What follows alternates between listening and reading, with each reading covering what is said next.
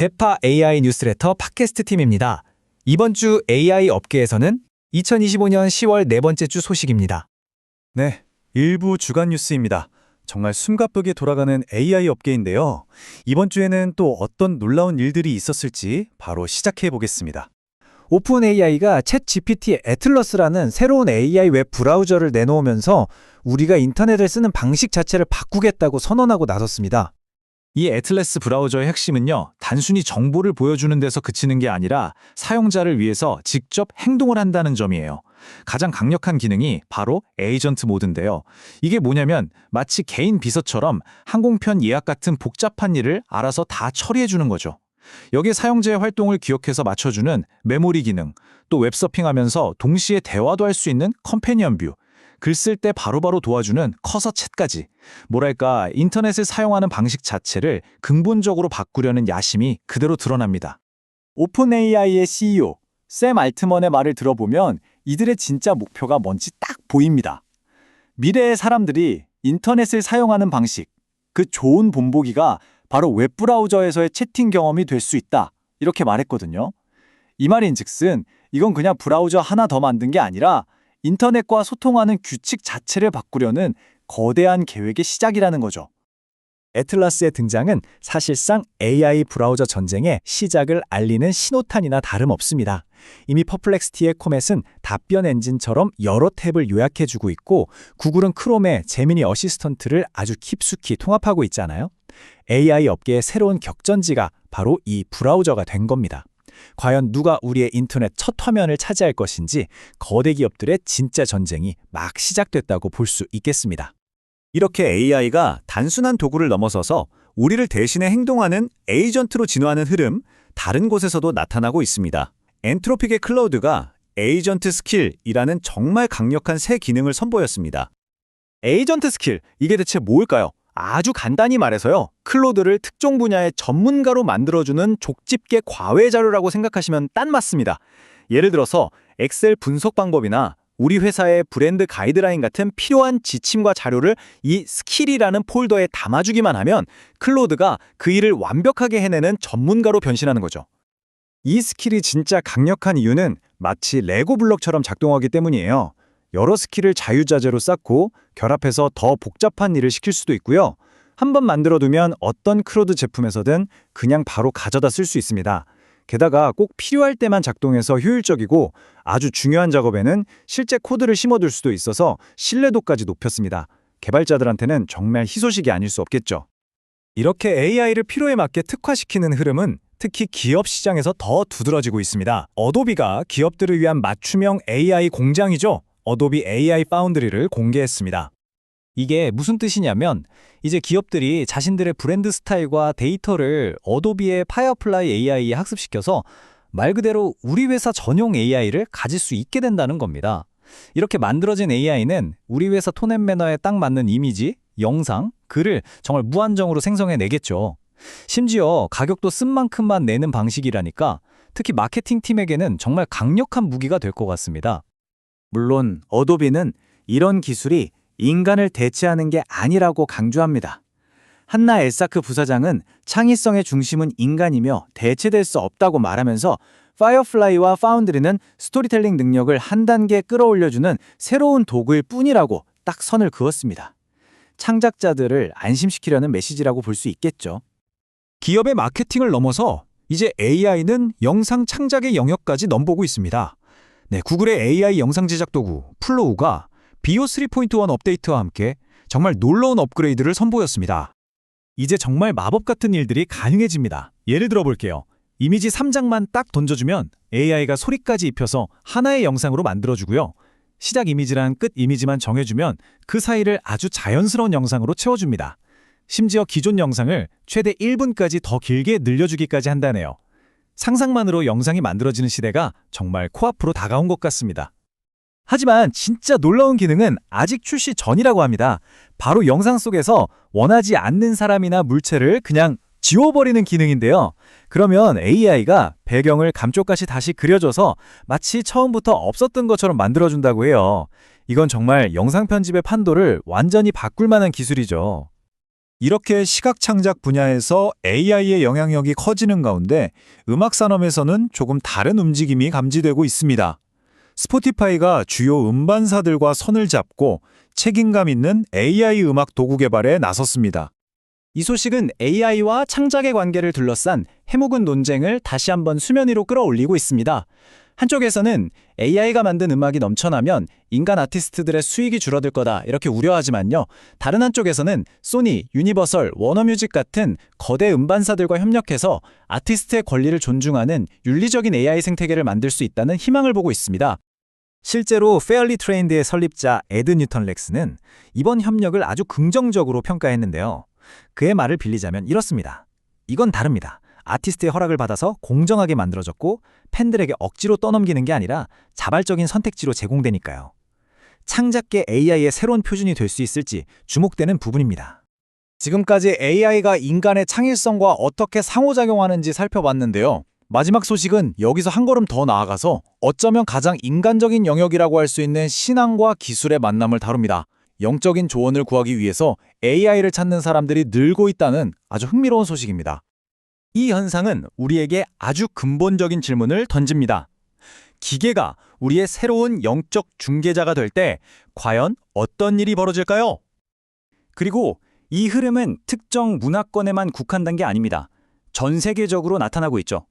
인도에서는 힌두교 경전을 학습한 기타 GPT가 인생 상담을 해주고 텍스트 윗 지저스라는 앱을 통해서 예수님과 문자를 나눌 수도 있습니다. 이슬람 경전을 기반으로 한 쿠란 GPT도 있고요. 심지어 힌두교 사원에서는 로봇 코끼리가 의식을 돕는 등 AI가 물리적인 형태로 종교에 스며들고 있습니다. 하지만 이런 현상에는 분명한 위험이 따릅니다. 인류학자 홀리 월터스는 이렇게 경고해요. 이 도구들이 신의 목소리로 인식될 때 그 말들은 응당 가져야 할 무게로 훨씬 뛰어넘는 영향력을 가질 수 있다는 것. 그것이 바로 위험입니다. AI가 주는 조언을 맹신하게 될 가능성을 정확히 지적한 거죠. 브라우저 전쟁부터 신앙의 영역까지 AI가 우리 삶의 모든 영역으로 얼마나 빠르게 확장되고 있는지 확인할 수 있었습니다. 1부 주간 뉴스는 여기까지입니다. 2부에서는 주간 AI 오픈소스 코드와 논문 소개가 이어지니까요. 그럼 2부로 돌아오겠습니다.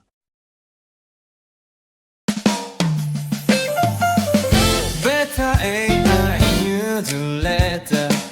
Your favorite AI newsletter. 매주 수요일 오후 2시엔 이메일에 AI 소식을 전해드려요.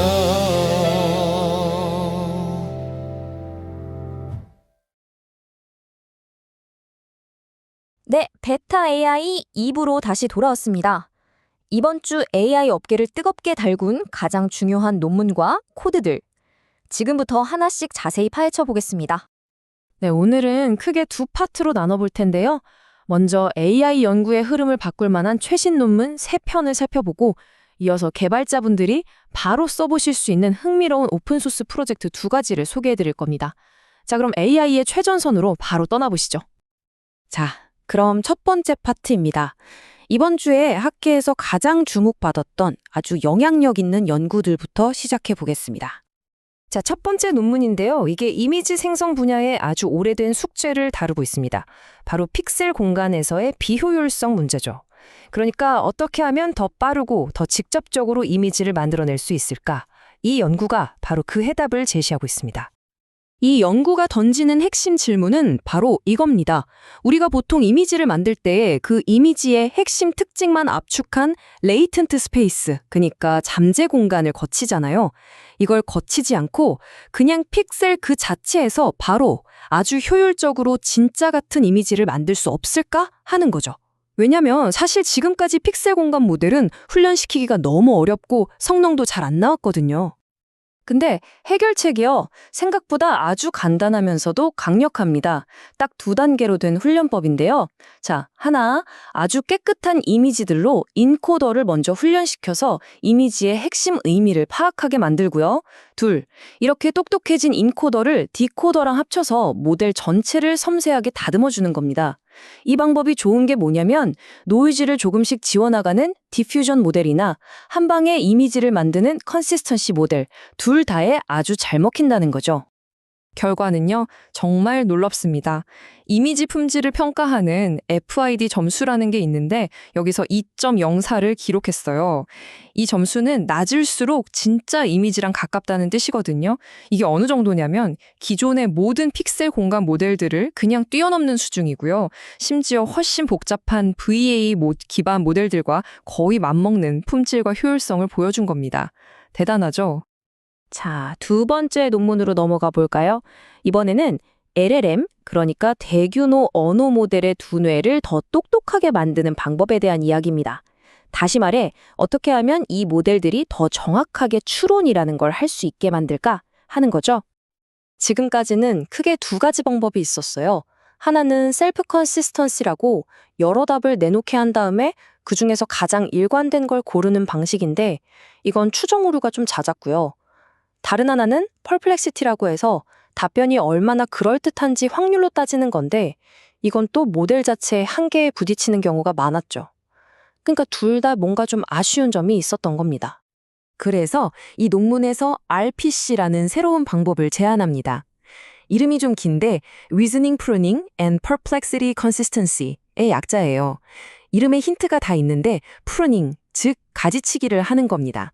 가능성이 좀 낮아 보이는 추론 경로는 과감하게 잘라내버리고 앞에서 말한 두 방법의 장점만 쑥쑥 뽑아서 합친 거죠.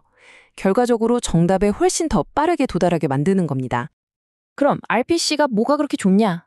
바로 효율성입니다.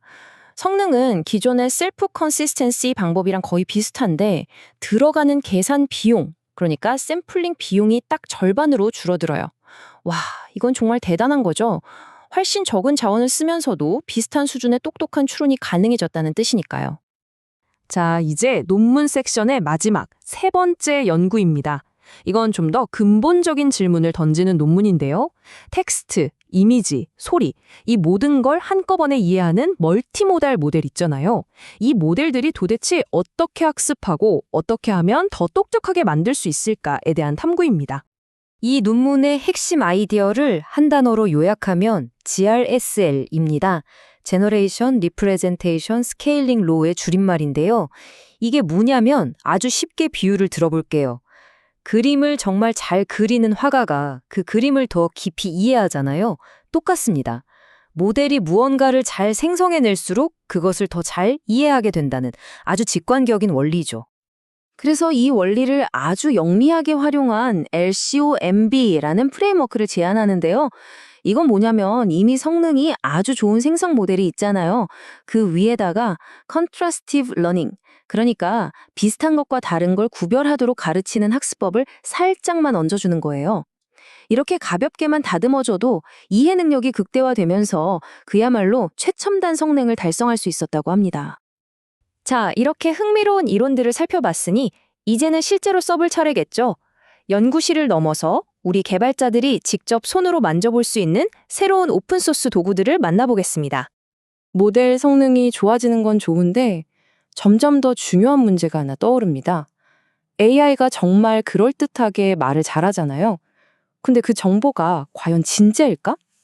정확하고 진실된 정보라는 걸 우리가 어떻게 확신할 수 있을까요? 바로 AI가 지어내는 말, 이른바 환각현상, 할루시네이션 문제를 해결하기 위한 도구입니다.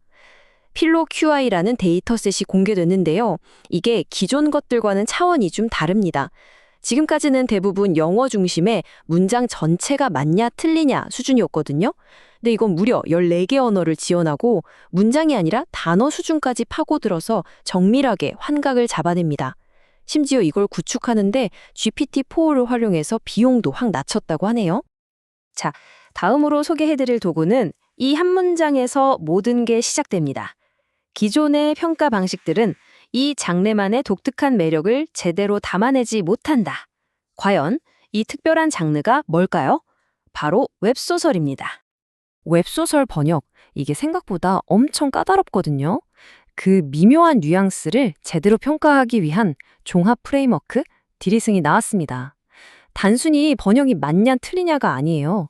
관용구나 문화적인 표현 같은 6가지 핵심적인 차원을 아주 깊이 있게 평가하고요. 자그마치 18,000개가 넘는 전문가 주석 데이터를 기반으로 합니다. 심지어 여러 AI 에이전트들이 모여서 전문가처럼 토론하면서 평가를 내리는 에이전트 이발이라는 프레임워크까지 갖췄다고 하니 정말 대단하죠. 그래서 이걸로 평가를 해봤더니 정말 흥미로운 결과가 나왔습니다. 다들 예상하셨을지 모르겠지만 놀랍게도 중국에서 훈련된 LLM들, 특히 딥시크 V3라는 모델이 우리가 흔히 아는 더 큰 규모의 글로벌 모델들보다 웹소설 번역에서 훨씬 더 원문에 충실하고 일관성 있는 성능을 보여줬다고 해요. 아주 재미있는 발견이죠. 자, 그럼 오늘 살펴본 이런 발전들이 모여서 AI의 미래라는 더 큰 그림에 어떤 의미를 가질까요? 마지막으로 정리해보는 시간을 갖겠습니다. 이번 주 흐름을 딱 4가지로 요약해 볼 수 있겠네요. 첫째, 이미지 생성 기술이 점점 더 효율적이고 직접적인 방식으로 발전하고 있고요. 둘째, LLM의 추론 능력은 더 똑똑하고 믿을 수 있게 되고 있습니다. 셋째, AI를 평가하는 도구들도 이제는 훨씬 더 세밀하고 전문적인 영역으로 파고들고 있죠.